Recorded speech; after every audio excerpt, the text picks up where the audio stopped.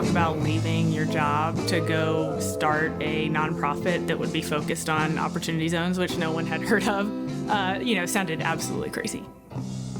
So I did Teacher America in one of the most rural and impoverished counties in Alabama. I mean, that experience was incredibly eye-opening for me to see how hard parents worked just to make sure there was food on the table. Many of our neighborhood corridors are blighted, and we have a 42% poverty rate for families with children. I think we were at a stalemate for at least 20 years. So Alabama's lacked access to capital for low-income places for decades. So the question has always been how we mobilize infrastructure around that to solve it. And I wanted to figure out if there was something that could be done at a more systematic level. The idea for Opportunity Alabama came about because, my daughter Maggie was born. So I was just up for, 10 hours a night and stumbled across Opportunity Zones. I immediately printed it out, read it, and started drawing a diagram. Okay, well, this is the missing equity solution. Opportunity Alabama is the economic development engine for Alabama's low-income places. Period, full stop. The fuel that drives that engine is Opportunity Zones. It finally gave us the missing link for having a conversation that we needed to have for 25 years. We have more collaboration than we've had, I know, in my adult life. Bringing all those people to the table at the same time to think about how might we drive new investment here, but do it in a way that is inclusive to all the people within a community. We have an opportunity right now. What we do in the next 2 to 3 years, I think, in Birmingham is going to determine the next 20 years in Birmingham. I mean, you've got a $12 million senior care facility in Heflin, Alabama.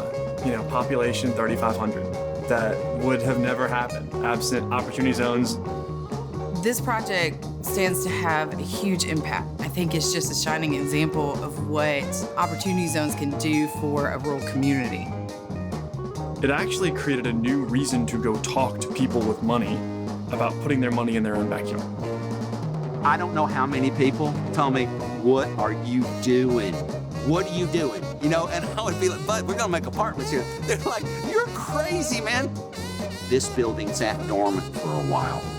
We put all this together with the Opportunity Zone Fund, and it's been like the mayor's office, the city, everybody just came out and said, let's build this building.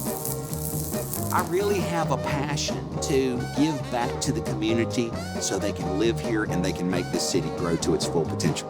I want to provide housing for some of our veterans. I want to provide housing for some of our seniors. Wait till you start to see little families come in with kids. When you start to see that, you remember Ed Ticelli, okay? Because that's coming, buddy boy. Then you're gonna start to see a community grow and prosper. What really gives us hope is the next wave of projects. How can we make those projects more impactful thanks to our intervention and thanks to the ecosystem that we've built? Thank God for Alex Floxbart and Opportunity Alabama. You do things to communities, you are imposing your will on them. If you do it for them, you create dependency. But when you do things with communities, you empower the community. I've never met a guy like Alex. That guy is on it, and his life is about change. You get 10 more Alexes in here, this city's gonna bust out.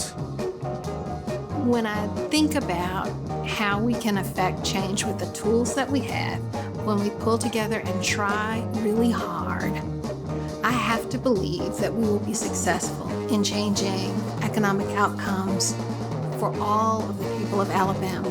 I have to believe that.